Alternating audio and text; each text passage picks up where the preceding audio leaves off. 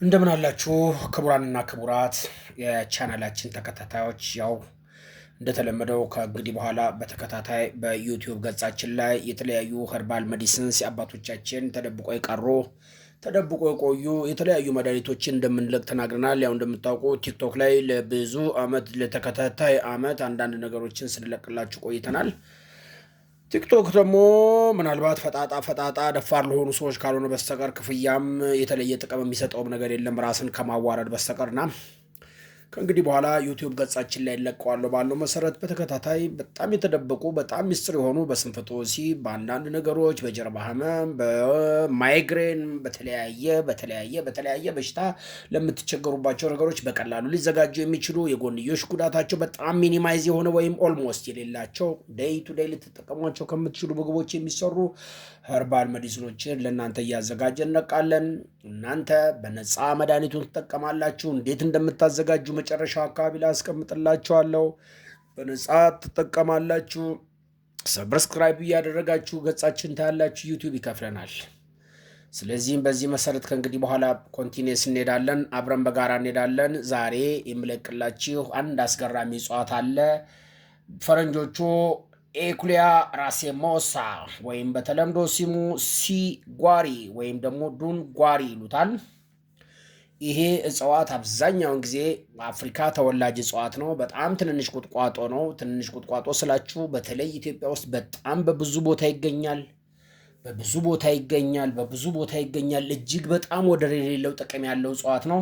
ያው እንደሚታወቀው ይህንን በቀላሉ ጉግል ላይ ገብታችሁም ልታገኙ ትችላላችሁ። ነገር ግን ጉግል ካስቀመጠው የጎንዮሽ ጉዳት በጣም በተደጋጋሚ የለውም ይባላል። የለውም። እርግጥም እኛ በልጅ ሆነን በልጅነታችን ገጠር እንመገበው ነበር ማለት ይቻላል። ከብት በምናገድ ሰዓት ፍሬውን ቀን ሙሉ እንበላለን። ይሄ በሚደርስበት ሰዓት ላይ በጣም ጥቅም ያለው እጽዋት ነው።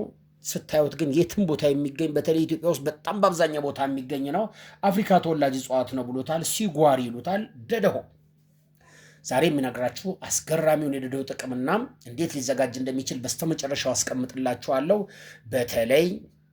በተለይ ይሄ እጽዋት በኢንዱስትሪና በስነ ምህዳር ጠቀሜታው በጣም ብዙ ነው። ብዙ ጊዜ መሬትን በሰፊው በመያዝ በጣም አጭር ቁጥቋጦ በመሆን በቀላሉ የሚበቅል ነው። የምግብ መፈጨትን ያስተካክልላችኋል። የምግብ መፈጨትን ተላላፊ በሽታና እብጠቶችን በማከም ይጠቀሙበታል። ባህላዊ ሐኪሞች ይባላል። አፍሪካ ውስጥ ለተቅማጥና የምግብ መፈጨት የሆድ ድርቀትን ለማከም ያገለግላል።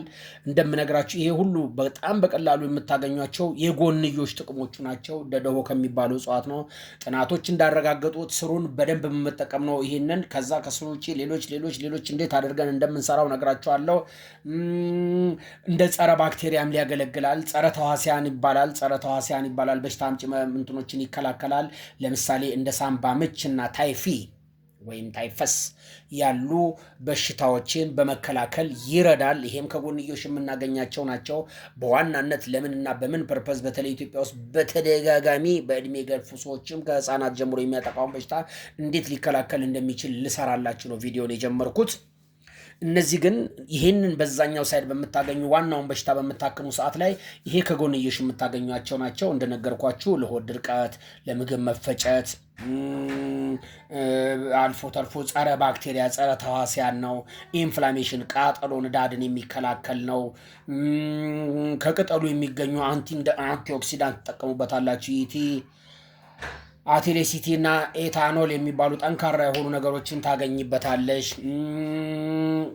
ብዙ በጣም ለቆዳ ስር የሰደዱ ጉዳዮችን ለማከም ይረዳናል። ለቆዳ በሽታ፣ ለኪንታሮት፣ ለሆድ ድርቀት፣ ለካንሰርና ለሆድ ህመሞች በጣም ዩስፉል የሚባለው ኸርባል ነው። ጸረ ብግነት ወደሆኑ አንዳንድ ነገሮች ይከላከልልናል። ለመገጣጠሚያ ህመሞች በጣም ያገለግላል። የአፍ ጤንነትን በመጠበቅ ቅጠሎችን እንደ ጥርስ በመፋቂያ በመጠቀም ትጠቀሙበታላችሁ። በጣም የተለያዩ ኬሚካሎችና ምናምን ኮምፖዚሽኖች አሉት። ምናልባት በዚህ ዙሪያ ላይ ልትጠቀሙበት የምትፈልጉ ሰዎች ካላችሁ የህክምና ባለሙያዎች በዙሪያ ላይ ጥያቄ ማቅረብ የምትፈልጉ ከሆነ ልትደውሉልኝና በዚህ ዙሪያ ላይ ምን ልናገኝ እንችላለን የሚለውን እንድታዩ ትፈልጋለሁ። ይህ እጽዋት ደደሆ ይባላል። በእንግሊዝኛ ኢዩክሊያ ራሴሞሳ ይሉታል። ኢዩክሊያ ራሴሞሳ ወይም ደግሞ ሲጓሪ ወይም ደግሞ ዱንጓሪ ይባላል በእንግሊዝኛው። አፍሪካ በቀል ነው። አፍሪካ ውስጥ ነው በብዛት የሚገኘው። በተለይ ኢትዮጵያውያን አባቶቻችን እንዴት እንደሚጠቀሙት እዛም ላይ ተቀምጦላቸዋል። እኔ ግን ለእናንተ ልነግራችሁ የፈለግኩት ዛሬ በተለይ በከፍተኛ የማይግሬን ህመም እና በከፍተኛ የራስ ምታት ህመም የምትሰቃዩ ሰዎች ይሄንን እንዴት ትጠቀሙታላችሁ? ለማይግሬን ይሄንን እጽዋት እንዴት እንጠቀመዋለን? ማይግሬን የማይደን በሽታ እንደሆን ማይግሬን በቀላሉ በህክምና ሊገኝ የማይችል በሽታ እንደሆነ ይነገራል። እስካሁን እኔ ጋር መጥተው በወሰዱት መሰረት አብዛኛዎቹ እንደነገርኳችሁ የባህላዊ ህክምና መድኃኒት እየሸጥኩ አይደለም፣ ግን ላገኝ ከምችልበት ቦታ ላይ አምጥቼ ሰዎች ተጠቅሙበታል። በቀላሉ ታገኙታላችሁ። እኔ ጋር መምጣትም አይጠበቅባችሁም። በቀላሉ ታገኙታላችሁ።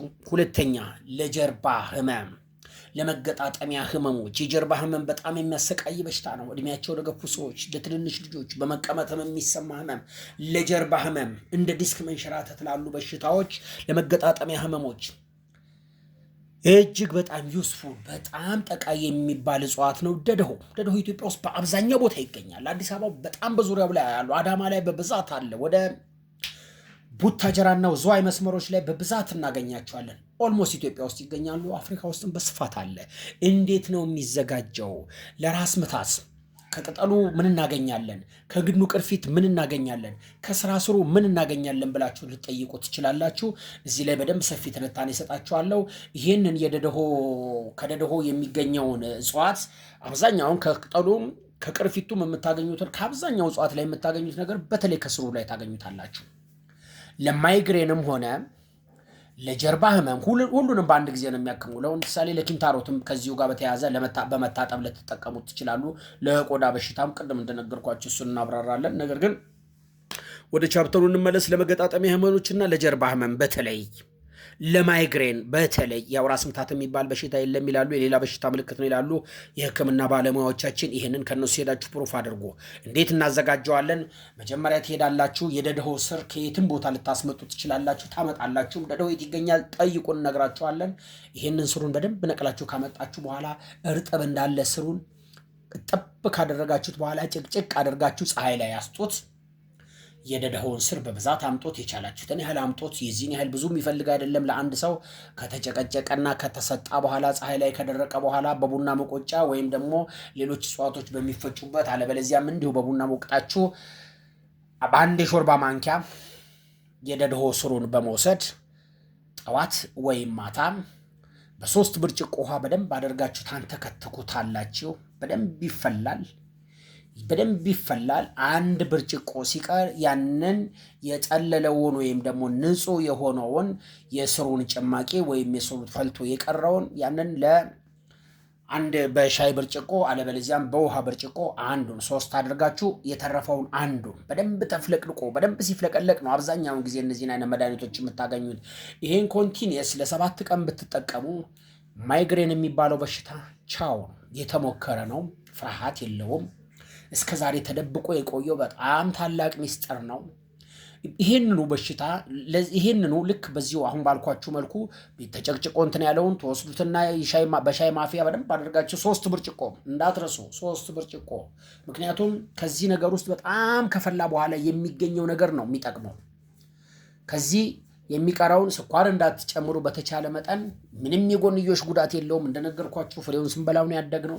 በተለየ መልኩ በተለየ አለርጂክ ቴስት ማድረግ የምትፈልጉ ከሆነ በአንድ የሻይ በቡና ሲኒም ጠጥታችሁ ቼክ ልታደርጉ ትችላላችሁ። እና በ3 ብርጭቆ ውሃ ይፈላል። 1 ብርጭቆ ሲቀር አቀዝቅዛችሁ መጠጣት። ይሄ እንደነገርኳችሁ የደደሆ ስር በተለይ ለጀርባ ህመምና ለመገጣጠሚያ ነገሮች እጅግ በጣም ሲሆን በሽታ አምጪ ባክቴሪያዎችን እንደ ታይፈስ፣ ይሄ እንደ ቲቢ የጎንዮሽ ሊከላከልላችሁ እንደነዚህ ያሉትን ይከላከልላችኋል። ይሄንኑ በምትወስዱበት ሰዓት የምግብ መፈጨት፣ የምግብ መድረቅ፣ ለተቅማጥ በሽታ እጅግ በጣም ተከላካይ ነው። እንደነገርኳችሁም ያው ፈጭቶ እንደ ሻይ መጠቀም ነው ባጭሩ። ይህን እጽዋት ታመጣላችሁ፣ ስሩን ጨቅጨቃችሁ ታሰጡታላችሁ። ከዛ በኋላ ከደረቀ በኋላ እየቆነጠራችሁ እያመጣችሁ ፈጭቶ እንደ ሻይ መጠቀም። ለህፃናትም ለአዋቂም ለሴትም ለወንድም ቢሰጥ ምንም አይነት የጎንዮሽ ጉዳት የለውም። ሴርፎር ከእንግዲህ በኋላ በማይግሬን ተሰቃየው ወይም በጀርባ ህመም በሽታ ተሰቃየው እንዳትሉ። ቅርባችሁ ከሚገኝ የትኛውም ደን ውስጥ ደድሆ ሞልቷል። ስሩ ደግሞ በትንሽዬ ቦታ ላይ ስሩን በብዛት ማግኘት ይቻላል። ከአንዲት ደድሆ ላይ ለ10 ሰው የሚበቃ የደድሆ ስሮች ማግኘት ትችላላችሁ። አደራ ግን የምላችሁ ነገር በአንድ በኩል የወጣው ስር ብቻ ለአንድ ሰው በቂ ስለመሆን ሙሉ በሙሉ ያገኛችሁትን የደድሆ ስር በሙሉ እየበጣጠሳችሁ ምድረ በዳ እንዳታደርጉን አደራ እላችኋለሁ ውዶቼ። በዚህ ዙሪያ ላይ አዘጋጃጀቱም ላይ ሆነ አጠቃቀሙ ላይ ጥያቄ ካላችሁ ብትደውሉልኝ ሙሉ ነገሩን ከዚህ በተሻለ ልናወራ እንችላለን። አዘጋጃጀቱ ግን እንደነገርኳችሁ ቅጠሉን ካመጣችሁ በኋላ በደንብ ጥብ አድርጋችሁ ማስጣት፣ እንደ ሻይ አፍልቶ መጠጣት። ቅርፊቱን ካገኛችሁ ከቅርፊቱም ከቅጠሉም ከስሩም አብራችሁ እነዚህን ነገሮች አብሮ ፈጭቶ በማድቀቅ 1 የሾርባ ማንኪያ ወይም 2 የሾርባ ማንኪያ እየጨመሩ በ3 ብርጭቆ ውሃ ማፍላት። ከቀዘቀዘ በኋላ የጠለለውን ጠዋትም ማታም መጠቀም ትችላላችሁ። የጎንዮሽ ጉዳት የለውም። በዚህ ህርባል ላይ እኔ በነገርኳችሁ ህርባል ላይ ላለው ነገር በሙሉ ኃላፊነት ወስጄ ነው እየነገርኳችሁ ያለሁት። ተጠቀሙት፣ ራሳችሁን ተንከባከቡበት። ዊዝደም ኦፍ ሰለሞን ነኝ። የተረሳው የአባቶቻችን ጥበብና በሀገራችን ውስጥ ስለሚገኙ በዚህ ችግር ላይ ላሉ ሰዎች እንዴት መፍትሄ ሊሆኑ የሚችሉ በጣም አስደናቂ መፍትሄ የሚችሉ ህርባሎችን ይዘን እንቀርባለን። አመሰግናለሁ።